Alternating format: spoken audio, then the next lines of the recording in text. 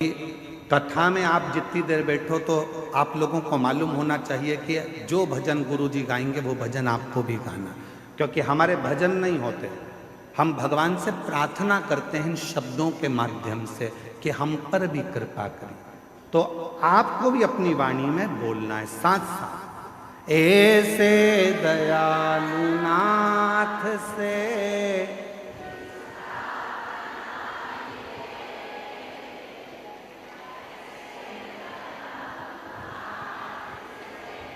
रिश्ता बनाए,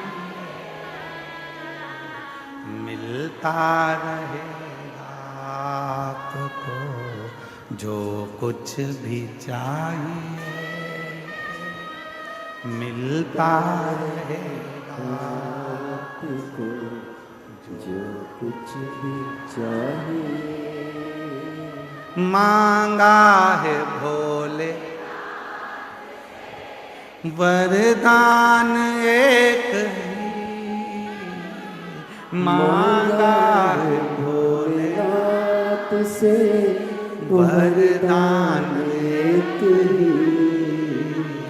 तेरी दया बनी रहे जब तक है जिंदगी, तेरी दया बनी रहे जब तक है जिंदगी। मांगा है भोलेनाथ से वरदान एक ही। हमें बस एक वर दे दो, अंतिम श्वास तक तेरी कृपा, आखिरी सांस तक तू मिलता है। आई माघ मेले में 5 दिन की शिवपुराण सुनने के लिए आई। मैं जानती हूं कि मैं 1 महीना कल्पवास नहीं कर सकती, मेरे बच्चे छोटे हैं। मैं 1 महीना माघ मेले में नहीं रह सकती क्योंकि मेरा परिवार बड़ा है। 1 महीना मैं बाबा इस माघ के मेले में कल्पवास नहीं कर सकती क्योंकि मैं घर में परिवार को लेकर चलने वाली हूं। पर बाबा आज विश्वास से कहती हूं, 5 दिन भी अगर मैं इस पंडाल में बैठकर कथा सुनूं तो मेरे भोले बाबा, हे मेरी गंगा मैया, मेरे इस 5 दिन की रात्रि को कल्पवास की 1 महीने की रात्रि मान ले, उतना फल देना मुझको। मैं 5 दिन रहूंगी, 5 दिन तेरा भजन करूंगी और 5 दिन में मुझे विश्वास है तू मुझे खाली नहीं भेजेगा, मेरी झोली खुशियों से भरकर भेज देगा। मेरा विश्वास है, मेरा भरोसा है।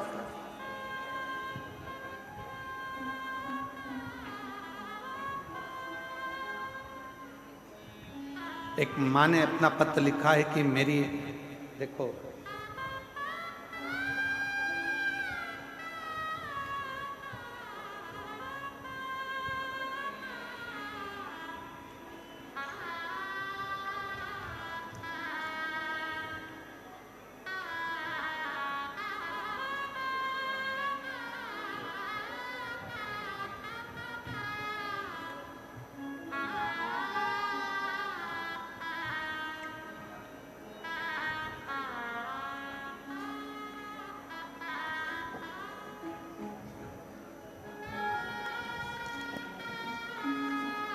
मेरा नाम नूतन सोनी है, मैं फतेहपुर जिले से आई हूँ। कहीं बैठी हो नूतन जी, आप ही हैं? ऐसा हाथ हिला दो एक बार, हाँ ऐसा हाथ हिलाओ, ठीक है। आइए आइए, एक बेलपत्र लेकर जाओ। मेरा नाम नूतन सोनी है, मैं फतेहपुर जिले से आई हूँ। मेरा मोबाइल नंबर ये है। श्री शिवाय नमस्तु। मैं प्रणाम करती हूँ। 2020 में कर्जा बहुत हो गया था, इतना कर्जा हो गया कि उस कर्जे को चुकाना भारी पड़ गया। बढ़ता बढ़ता कर्जा और लाखों में बढ़ गया, दुगना तिगना चौगना, किससे कहूं। तब कर्जा बढ़ते बढ़ते जब लाखों में और ज्यादा, 20 लाख से भी ज्यादा और बढ़ता चले गया। जैसे जैसे साल निकल रहे थे कर्जा तिगना चौगना होते जा रहा था। तब किसी ने कहा कि वो सियोर वाला बाबा कथा कहता है उसके पंडाल में बैठकर जो मांगा जाता है वो मिलता है। आ गई प्रयागराज के कुंभ के मेले में, पंडाल में बैठ गई। मुझे नहीं मालूम था, मैं मेले में फंसती फंसाती एक दिन कथा में पहुंचकर बाबा से विनय करी, झोली पसार कर कहा मेरा कर्जा बहुत ज्यादा हो गया है, तुझे चुकाना। आप कहते हो कि पंडाल की मिट्टी को भी सिर से लगाना, मैं तो उठाकर ले गई पंडाल की मिट्टी को। गुरुदेव, अब जरा पत्र को आप यहां पर देखिएगा, मात्र जाने के 15 दिन हुए हैं। एलईडी पर पत्र चल रहा है कि नहीं चल रहा? चल रहा? नहीं चल रहा? आस्था पे है, एलईडी पर क्यों नहीं चल रहा? ठीक है, कल चल जाएगा। प्रयास करिए यहाँ के लोग भी पत्र को पढ़ें। आस्था पे चल रहा है पत्र, ध्यान दीजिएगा, और एलईडी पर कल से चल जाएगा। 15 दिन, केवल 15 दिन निकले, ना जाने वो पंडाल की मिट्टी में क्या था। और 15 दिन के बाद मेरा धीरे धीरे कर कर 20-20 लाख का कर्जा मेरे बाबा ने जो चुकाना चालू करा, आज मैं पूरे कर्जे से मुक्त होकर बाबा की कथा को सुनने के लिए पंडाल में बैठी हूं। ये शिव की लीला। आज एक भी कर्जा मेरे माथे पर नहीं, एक कर्जा मेरे मस्तक पर नहीं।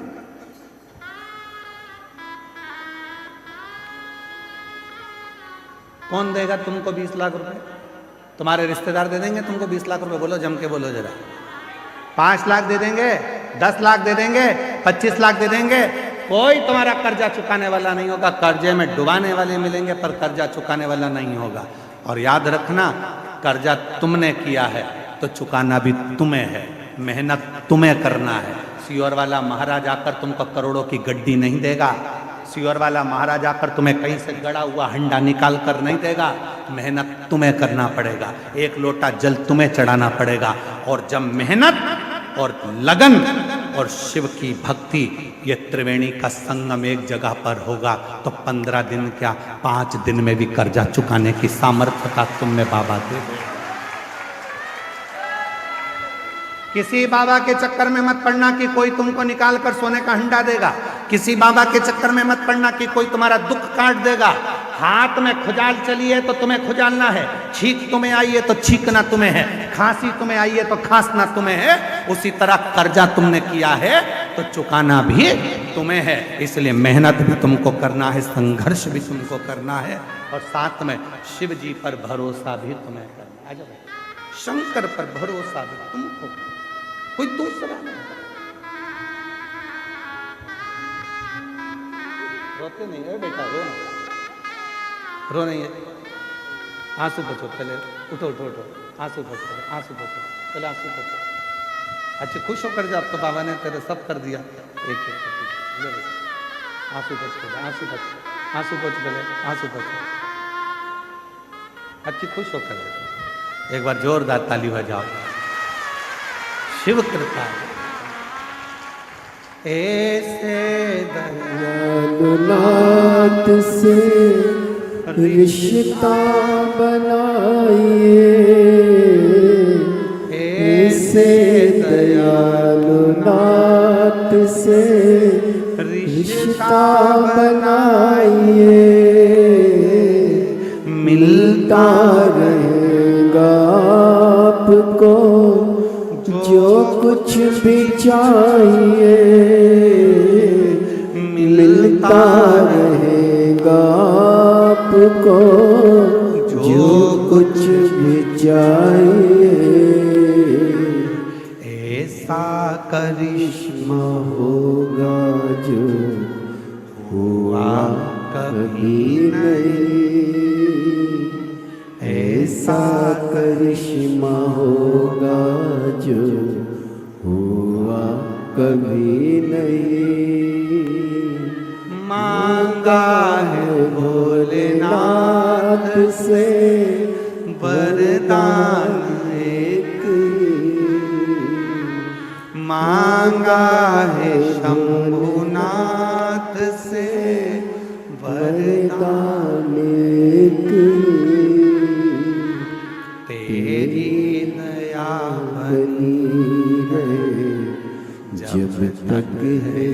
जिंदगी तेरी कृपा बनी रहे जब तक है जिंदगी। ये जीवन है। आए हो कथा सुनने के लिए, जहां जगह मिले वहां बैठकर, ये मत सोचना कि रोड है, रोड का किनारा है, तुम्हें जहां जगह मिले वहां बैठकर 2.5 घंटा 3 घंटा तो हम बोलते नहीं है कथा, फालतू की बात है कि हम 3 घंटा कथा बोलते नहीं, आधा घंटा तो आशीष बोलता है, 2.5 घंटे हम बोलते, और हम भी नहीं, वो बुलवाता है तो बोलते। 2.5 घंटे की कथा में जितनी देर बैठो उतनी देर आप उस बाबा से अपने मन की लगन को जोड़ने का प्रयास करना। ये सोचना सियोर वाला बाबा कथा नहीं कह रहा, गंगा के घाट पर, त्रिवेणी के घाट पर मेरा ओघड़ दानी कुबेरेश्वर महादेव तुम्हारी झोली भरने के लिए आया है और भर कर जाएगा। इस विश्वास के साथ कथा को श्रवण दे देगा, क्या ना देगा। किसकी सामर्थ्यता होगी? ये पत्र में लिख रही है वो बहन कि 15 दिन नहीं लगे और 15 दिन में मेरे लाखों लाखों का कर्जा चुका दिया। किसकी सामर्थ्यता होगी? कौन दे देगा लाखा? कौन सामर्थ्यता? उस परमात्मा की कृपा होगी तो उस परमात्मा ने अगर जगत ने तोड़ी और उसने जोड़ी, फिर किसी के बाप में दम नहीं है कि कोई तोड़ के बता दे। किसी के बाप में दम हो तो तोड़ के बता दे, जब वो जोड़ता है तो कोई नहीं तोड़ता।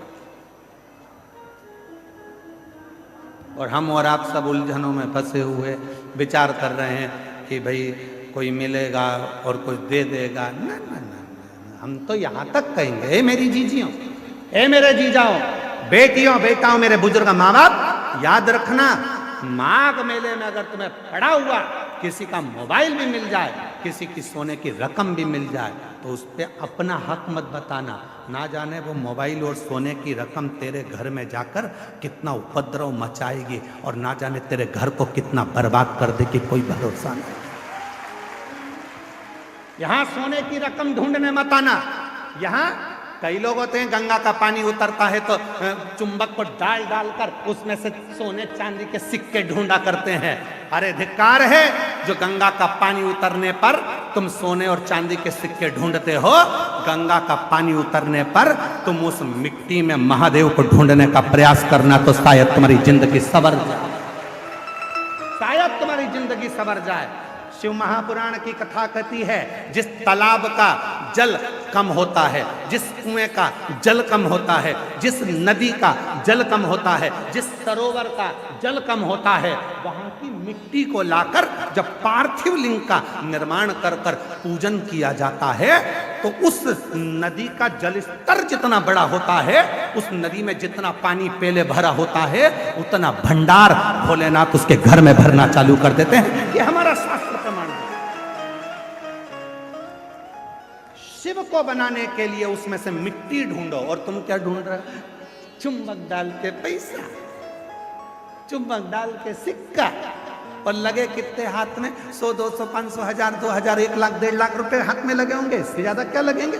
2 लाख लगे होंगे, इससे ज्यादा क्या लगेंगे? पर यदि उसमें से जब नदी का स्तर नीचे जा रहा था, कुएं का पानी कम हो रहा था, तालाब का पानी कम हो रहा था, जलाशय का पानी कम हो रहा था, उस समय पर वहां की मिट्टी को लाकर पार्थिव का निर्माण करते, शिवलिंग बनाकर उसकी पूजन कर कर विसर्जन कर देते, तो नदी पूर्व में जितनी भरी हुई थी उतना भंडार मेरा भोलेनाथ तेरे घर का भर देते। ये हमारा शास्त्र का है। एक बार हमने ये कथा पहले कही है, तो किसी ने पूछा, क्यों गुरुजी, उस मिट्टी में ऐसा क्या हो जाता है कि भगवान शंकर जितना उस नदी में पानी भराता है उतना भगवान उसका घर का भंडार भर देता है, उस नदी में ऐसा क्या हो जाता है, उसकी मिट्टी में ऐसा क्या हो जाता है? तो शिव महापुराण की कथा में आता है,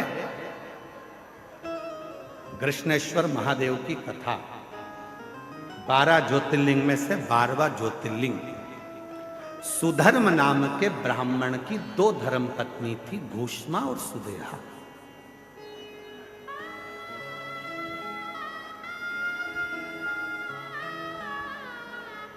आप लोगों के मन में भी संशय होगा कि नदी का पानी उतरता है तो उसकी मिट्टी का शिवलिंग क्यों बनाया जाता है, उसका फल क्यों इतना कि भगवान का भंडार भर देता है। नदी, तालाब, बावड़ी, कुआं का पानी कम होता है तो उसकी मिट्टी को निकालकर उसका शिवलिंग बनाकर पूजन करने का फल क्या होता है। तो सुनो कृष्णेश्वर महादेव की कथा।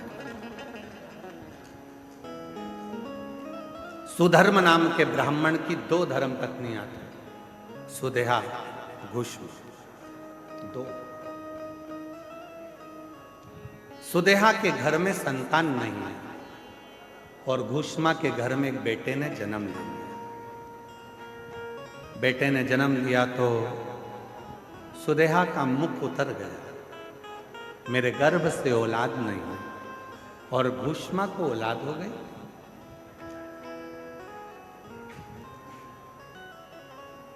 सुधर्म ने अपनी पत्नी घुष्मा से कहा कि तेरे गर्भ से यदि एक बच्चा हो सकता है तो तेरे गर्भ से और भी बच्चे जन्म ले सकते हैं। तेरा जो बेटा है इस बेटे को तू सुदेहा को दे।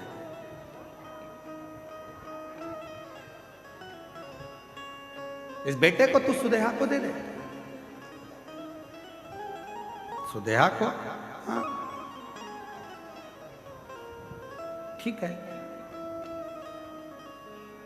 उत्सव रखा बड़ा भारी और घुष्मा ने अपने बेटे को सुदेहा की गोद में दे दिया।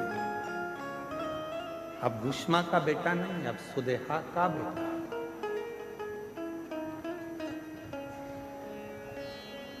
सुदेहा का बेटा।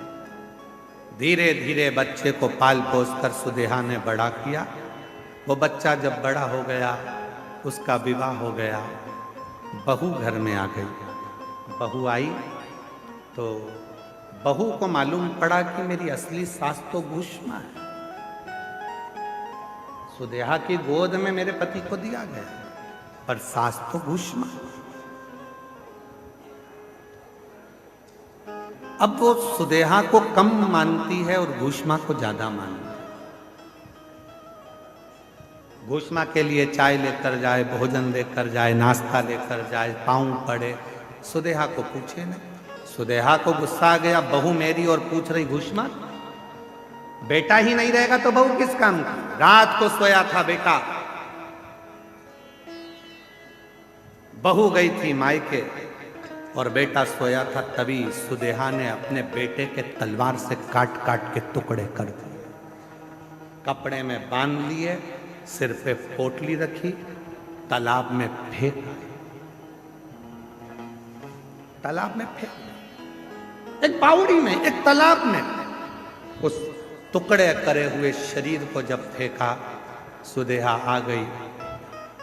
समय निकला, तालाब का जल नीचे जा रहा था और घुष्मा उसी सरोवर की मिट्टी को लाकर उसका शिवलिंग बनाकर पूजन कर कर मिट्टी के शिवलिंग को, पार्थिव शिवलिंग को सिर पे रखकर चली और तालाब में विसर्जन करने चली। मन में आया, बाबा बहुत दिन से मैंने अपने बेटे को नहीं देखा, ना जाने बेटा कहाँ चले गया, दिखता ही नहीं है। बस वो पार्थिव शिवलिंग तालाब में गया। थोड़े से पानी में, जो पानी का स्तर गिर रहा था, टुकड़े टुकड़े हुए बेटा कई दिन पहले मरा था, वही बेटा तैरता हुआ बाहर निकल कर आ गया।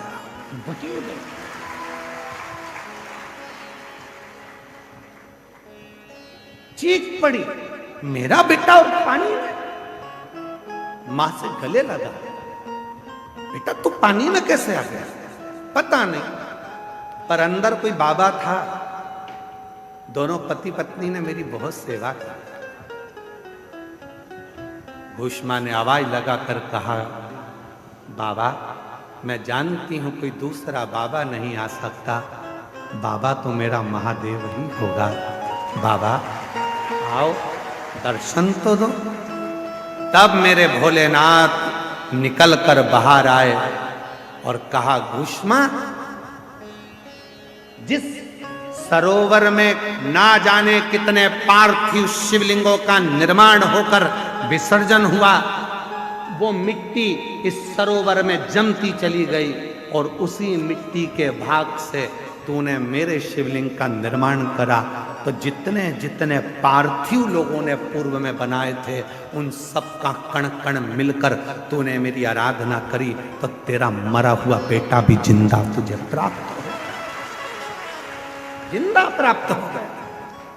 बाबा, मेरा मन है कि आप इस भूमि पर निवास करो। शिव जी ने कहा तथास्तु, मैं तेरे नाम से, कृष्णेश्वर महादेव के नाम से 12वें ज्योतिर्लिंग के रूप में इस पृथ्वी पर विराजमान।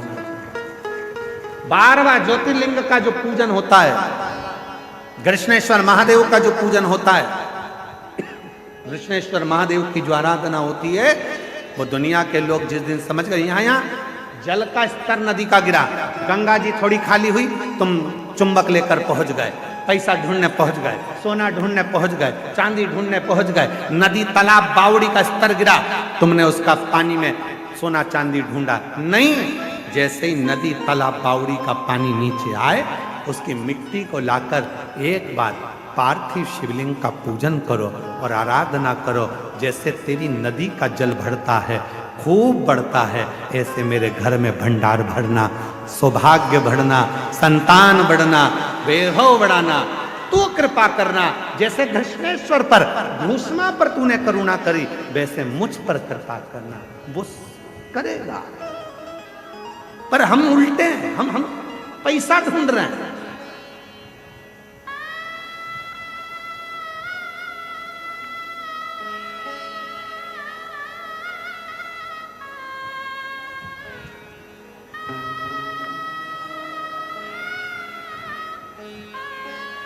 यहां 2 तरह के लोग आते हैं गंगा का स्नान करने के लिए त्रिवेणी के घाट पर।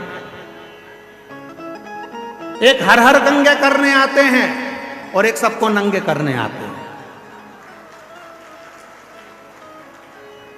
यहां त्रिवेणी के घाट पर 2 तरह के लोग आते हैं। एक हर हर गंगे करने आते हैं, बिना कोई भी विचार करे, बस गंगा का स्नान, पूजन अर्चना, ध्यान, आराधना, साधना, स्मरण, भक्ति, छिपकर छुपाकर नाम जप करना, भोजन भंडारा कराना और चले जाना। और दूसरे तरह के आते हैं सबको नंगे करने। ये गया गंगा के जल में और वो गया चुपचाप से तुम्हारे कपड़े मपड़े भरे और तुम बाहर निकलते सी पूछा कपड़े रखे थे, तो बाहर खड़े हुए बोले तुम कर रहे थे हर हर गंगे, वो कर रहे थे तुम्हें नंगे।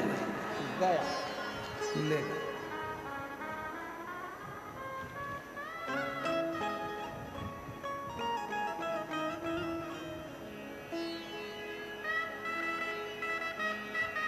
एक चतुर व्यक्ति होता है, गंगा नहाने से पहले अपने कपड़े अपने पहचान वालों को देकर जाता है। बोलो रे जल्दी से बोलो, सही है कि गलत है? अरे बोलो जम के, भैया संभालना, भैया संभालना, भैया संभालना। अभी आया नहा के, पहचान वाले को देकर जाता है कि इसको संभालना, नहीं तो लोग मैं हर हर गंगे करूं और लोग मुझे नंगे कर दें, इसलिए तू इसको संभाल लेना। उसी तरह बस चतुरता तुम में होना चाहिए। जिस समय पर भगवान शंकर के इस प्रयागराज के मेले में आओ, उस समय पर महादेव को अपना पूरा भार सौंप कर आना, तू संभाल लेना। नहीं तो लोग तो नंगा करने में लगे हैं, मैं हर हर गंगे करूं और लोग कुछ करें, तू संभाल लेना। तेरे भरोसे आया, तेरे, मैं किसी और के सहारे नहीं, भरोसे नहीं। मेरा तू ही तो हमदर्द जिसे हर दर्द कहता, मेरा तू ही तो हमदर्द है, जिसे हर दर्द कहता। दुनिया के आगे प्रभु चुपचाप में दुनिया के आगे प्रभु चुपचाप रहता हूँ। मेरा तू ही तो हमदर्द जिसे हर दर्द कहता हूँ। मेरा तो हमदर्द है जिसे हर दर्द कहता हूँ। तू संभालना मेरे बाबा दया मैं तेरे भरोसे हूँ। बाबा जी, हमारे शिव भक्त ऐसे हैं, आधी कथा तो हम बाजते हैं, आधी ये बाजते हैं। हमको ज्यादा मेहनत नहीं करना पड़ती। मेरे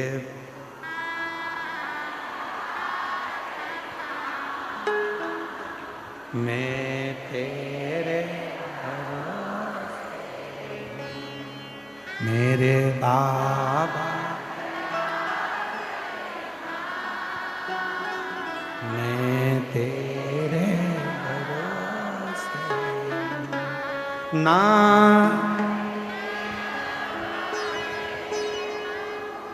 ना परिवार के भरोसे हूँ, ना घर के भरोसे हूँ, ना परिवार के। मेरे बाबा दया करना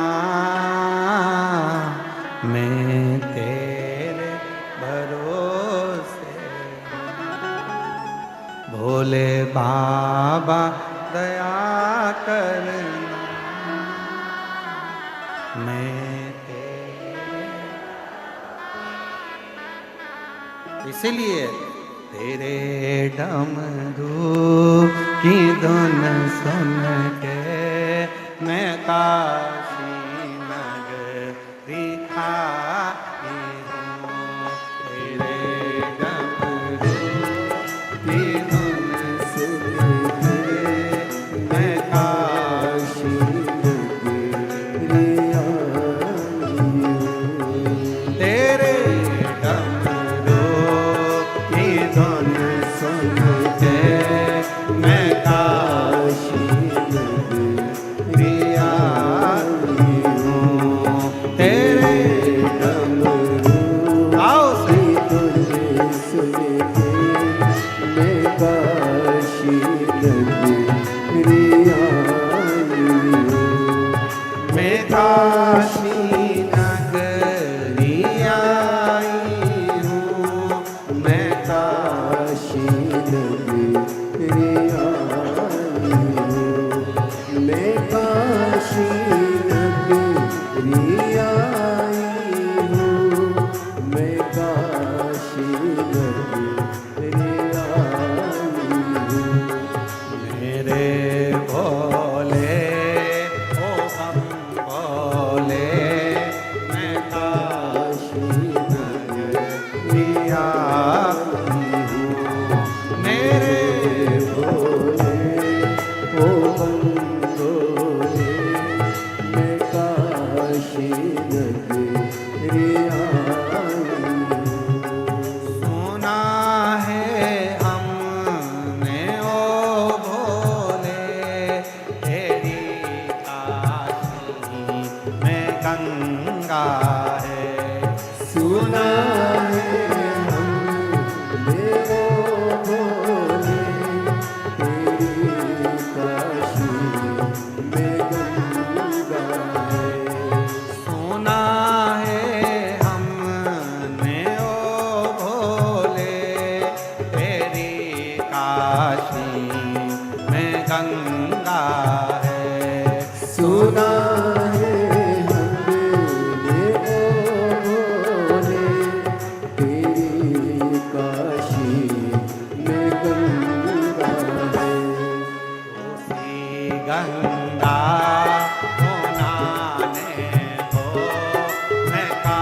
काशी नगरिया ओ सी गंगा को जाने को मैं काशी नगरी आई हूँ। मेरे बोले ओ बम बोले मैं काशी नगरी आई हूँ। मेरे बोले ओ बम बोले मैं काशी नगरी आई हूँ।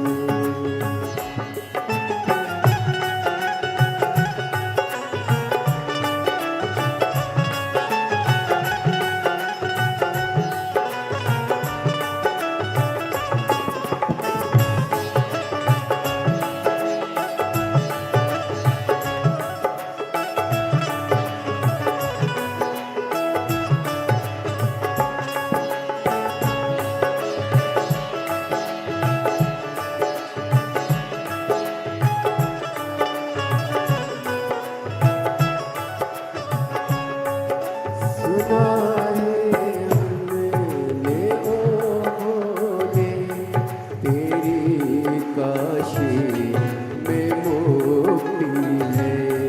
सुना है हमने ओ भोले तेरी काशी में मुक्ति है। सुना है हमने ओ भोले तेरी काशी में मुक्ति है।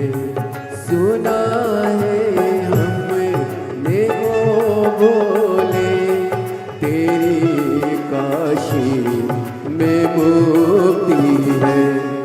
उसी मुक्ति को पाने को मैं काशी नगरी आई हूँ। उसी मुक्ति को पाने को मैं काशी नगरी आई हूँ।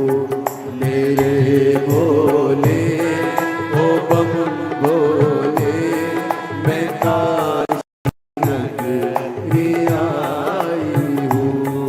मेरे भोले ओ बम भोले मैं काशी नगरी आई हूँ।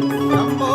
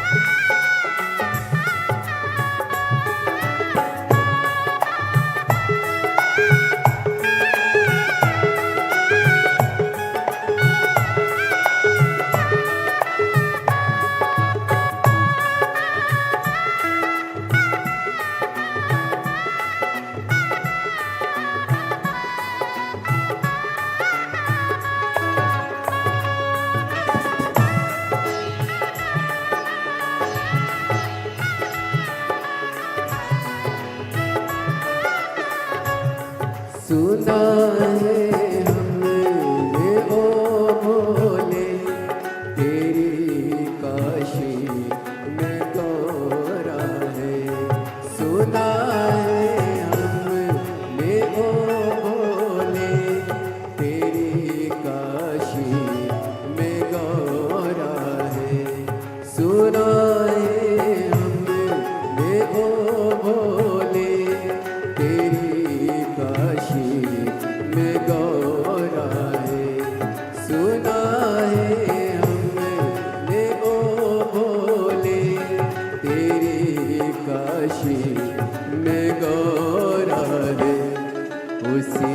गौरा को पाने को मैं काशी नगरी आई हूँ।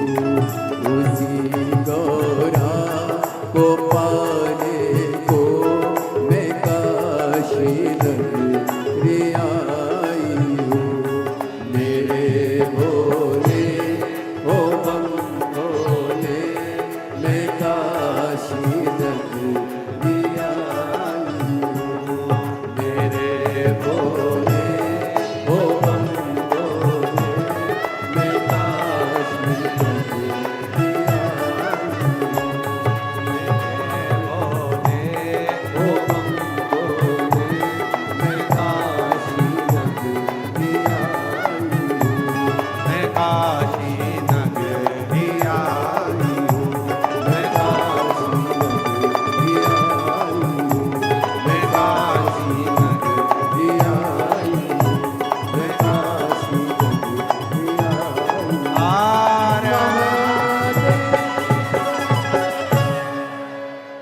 अपने स्थान पर बैठकर बाबा को अपने मन का भाव कहिए, दिल से प्रार्थना करिए, विनय करिए, निवेदन करिए, विनती करिए। भाव से बाबा को अपने मन का भाव कहिए, हृदय से प्रार्थना करो, विनय करो, निवेदन करो। जहाँ जगह मिले वहाँ बैठकर विनती करो, निवेदन करो, विनय करो। साथ में बोलिएगा, विनय करिएगा, निवेदन करिएगा, प्रार्थना करिएगा।